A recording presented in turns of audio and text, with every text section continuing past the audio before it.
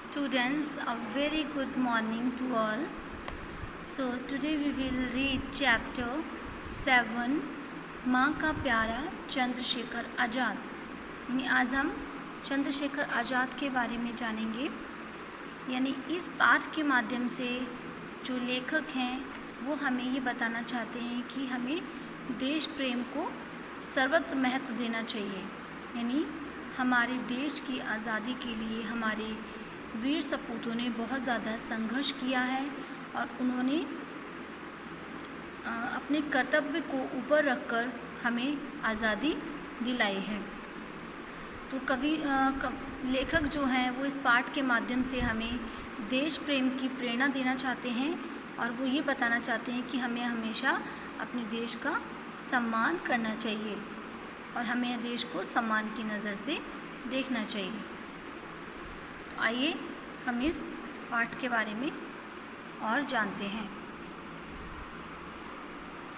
सबसे पहले स्टूडेंट्स,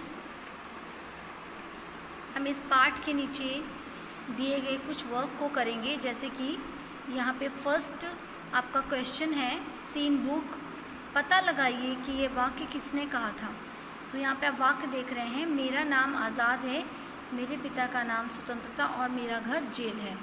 ये वाक्य जो है ये चंद्रशेखर आज़ाद ने ही कहा था जब उनको जज के सामने पेश किया गया था। तो उन्होंने कहा था कि मेरा नाम आज़ाद है और मेरे पिता का नाम स्वतंत्रता और मेरा घर जेल है। तभी से उनका जो है आज़ाद नाम वो प्रसिद्ध हो गया। आगे क्वेश्चन है कि कुछ स्वतंत्रता सेनानियों के चित्र दिए हैं, आपको फाइंड आउट करना है उनका नेम और उनके द्वारा दिया गया नारा। जैसा कि फर्स्ट चित्र आप देख रहे हैं, ये चित्र है सुभाष चंद्र बोस का। तो इनका जो फेमस नारा है वह है, तुम मुझे खून दो मैं तुम्हें आज़ादी दूंगा। सभी बच्चे इसे अपनी बुक में राइट करेंगे। नेक्स्ट है, जैसा कि सभी बच्चे जानते हैं, ये पिक्चर जो है महात्मा गांधी की है। हमारे राष्ट्रपिता महात्मा गांधी, जिनका स्वतंत्रता प्राप्ति में बहुत ज़्यादा योगदान रहा है, इन्होंने अहिंसा का रास्ता अपनाकर हमारे देश को स्वतंत्रता दिलाई है।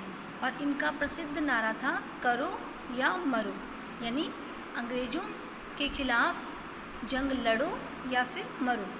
और इनका दूसरा नारा था, दिल्ली चलो, और एक और है, आराम हराम है। आप उनमें से कोई भी राइट कर सकते हैं। नेक्स्ट जो आप तस्वीर देख रहे हैं यह है लोकमान्य बाल गंगाधर तिलक की। ये भी एक स्वतंत्रता सेनानी थे और ये इनका जो फेमस नारा था वो है, स्वराज्य मेरा जन्म सिद्ध अधिकार है और मैं उसे लेकर ही रहूँगा। स्वराज्य यानी कि यहाँ पे देश के लिए कहा गया है, तो वो उनका जन्म सिद्ध अधिकार है, यानी उनका बर्थ राइट है और वो उसे लेकर ही रहेंगे। आइए हम इस पाठ के बारे में अब जानते हैं। पाठ जो है चंद्रशेखर के बारे में है। यानी चंद्रशेखर के पिता का साया उनके सिर से पहले ही उठ गया था। अब जो है उनकी माँ जगरानी वो कानपुर में रहने लगी थी।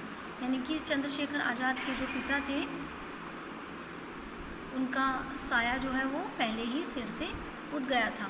यानी बचपन से ही, छोटेपन से ही चंद्रशेखर आज़ाद जो है देश सेवा में जुट गए थे। अपने देश को आज़ादी दिलाने के लिए वो देश सेवा में जुट गए थे। इसके लिए उन्हें अक्सर अपने घर से बाहर रहना पड़ता था और उनकी माँ अपने बेटे का मुंह देखने के लिए तरस जाती थी। तो एक बार ऐसे ही उनकी माँ अपने बेटे का इंतज़ार कर रही थी और सोच रही थी कि मेरा बेटा देश की सेवा में लगा है और जो अंग्रेज़ हैं वो बहुत ज़्यादा निर्दयी हैं। निर्दयी का मतलब होता है निर्दयी, आप देख रहे हैं यहाँ पे रेड कलर में लिखा है। निर्दयी का मतलब होता है जिसके अंदर दया भावना नहीं होती है। तो मेरा लाल, मेरा पुत्र उनका विरोध कैसे करेगा, तो कहीं वो मेरे बेटे को नुकसान ना पहुँचाए। तो वो भगवान से हमेशा प्रार्थना करती रहती थी अपने बेटे के लिए। तो वो सोच ही रही थी कि उनका बेटा उसे आकर प्रणाम करता है और अपनी माँ के चरणों में अपना सिर रख देता है। माँ अपने बेटे को देखकर निहाल हो जाती है, यानी बहुत खुश हो जाती है।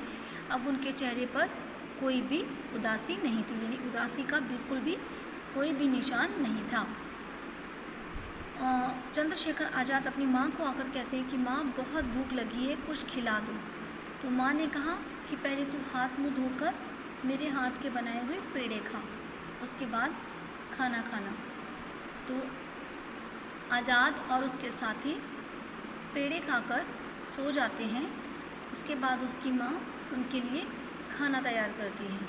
खाना खाने के बाद वो जैसे ही चलने को होते हैं, माँ कहती हैं कि तू बेटा रुक जा, मेरे पास 1-2 दिन और रुक जा।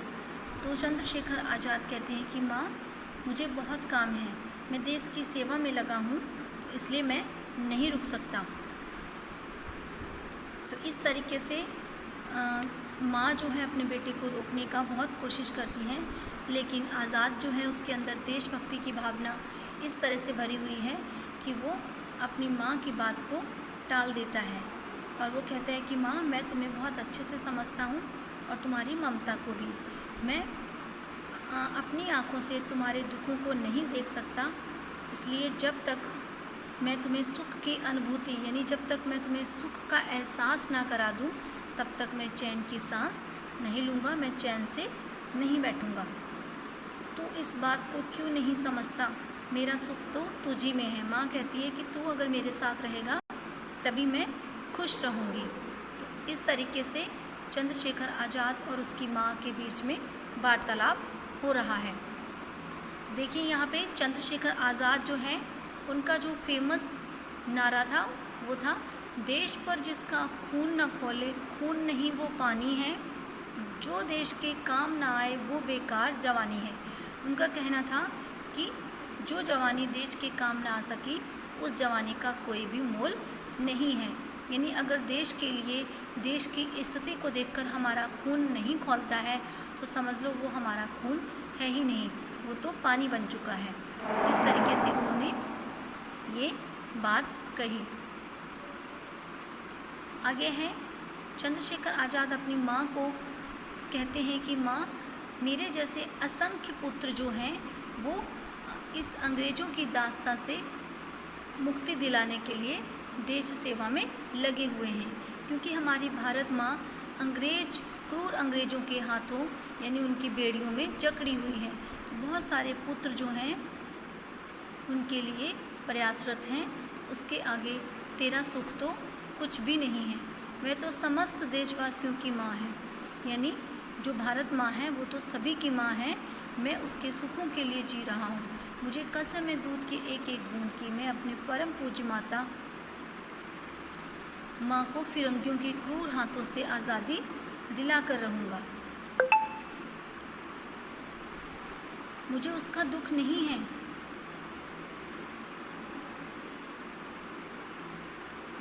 मुझसे अब उसका दुख नहीं देखा जाता। आज तुम्हारा आशीर्वाद प्राप्त करने के लिए मैं आया हूँ। मुझे आशीर्वाद दो ताकि मैं अपनी भारत माँ को आज़ादी दिला सकूँ। तो उसकी माँ कहती है तो इतना बड़ा काम कैसे कर सकता है, तो अकेले कैसे कर सकता है, अंग्रेज़ों की फ़ौज तो बहुत बड़ी है, तुम उनका मुकाबला नहीं कर सकता। अंग्रेज़ जो हैं बहुत जालिम हैं, बहुत क्रूर हैं और तो उनकी खिलाफत नहीं कर सकता। जो उनके रास्ते में रोड़ा बनता है वे उसे मिटा देते हैं, वो बहुत ज़्यादा क्रूर हैं, इसलिए तो उनकी खिलाफत करना छोड़ दे। तभी चंद्रशेखर आज़ाद कहता है कि मैं कायरों की तरह नहीं जी सकता। यहाँ पे खिलाफत का मतलब होता है विरोध करना और रोड़ा का मतलब होता है बाधा। तो चंद्रशेखर आज़ाद कहते हैं कि मैं कायर यानी डरपोक बनकर नहीं जी सकता। मेरा सिर अंग्रेज़ों के खिलाफ उठा रहेगा। तुम एक बहादुर बेटे की माँ हो, तुम्हें हमारे साहस को बढ़ाना चाहिए। हमारे देश में एक नहीं करोड़ों चंद्रशेखर हैं, यानी तुम्हें हमें हौसला देना चाहिए, ना कि हमारे हौसलों को तोड़ना चाहिए। हम कम होकर भी उनका मुकाबला कर सकते हैं, क्योंकि अगर हमारा साहस कमज़ोर पड़ गया तो हम उनका कुछ नहीं बिगाड़ सकते। अगर हमारा साहस मजबूत है तो हम उनका मुकाबला कर सकते हैं। यानी एक चंद्रशेखर अंग्रेज़ों के हाथों अगर मरेगा तो वह मरने से पहले दूसरे को प्रेरणा देकर जाएगा कि वह अंग्रेज़ी साम्राज्य को नेस्तनाबूद कर देगा। नेस्तनाबूद का मतलब होता है जड़ से उखाड़ना, जड़ से मिटा देना। अंग्रेज यहाँ से अपनी दुम दबाकर भागेंगे। तभी उसकी माँ कहती है, बेटा अभी तू बच्चा है, इतना बड़ा काम तेरे बस की बात नहीं है। बड़े बड़े लोग जो अभी देश की सेवा कर रहे हैं, उन्होंने बहुत कुछ सीखा, इसलिए तुझे उनसे शिक्षा प्राप्त करनी चाहिए। आगे तेरी मर्जी। आज देश के सभी लोग एकजुट हो गए हैं, इसलिए मैं पीछे नहीं हट सकता। मुझे सबके लिए आज़ादी की लड़ाई लड़नी है, नतीजा कुछ भी हो इसकी परवाह नहीं। यानी चंद्रशेखर आज़ाद ने मन में ठान लिया था कि उसे अपने देश को आज़ादी दिलानी है, इसलिए वो डटा रहा अपनी बात पर और उसने कहा कि हम मुट्ठी भर ही सही, लेकिन हम उनका मुकाबला कर सकते हैं, क्योंकि हमारे अंदर बहुत ज़्यादा साहस है। क्योंकि आग लगाने के लिए एक चिंगारी ही काफ़ी होती है। वो अपनी माँ को उदाहरण देता है कि आग लगाने के लिए एक चिंगारी ही काफ़ी होती है। हम मुट्ठी भर नौजवान ज़रूर हैं, मगर हमारी ताकत ब्रिटिश सरकार को नाको चने चबाने पर मजबूर कर देगी, यानी उन्हें मजबूर कर देगी कि वो देश छोड़कर चले जाएं।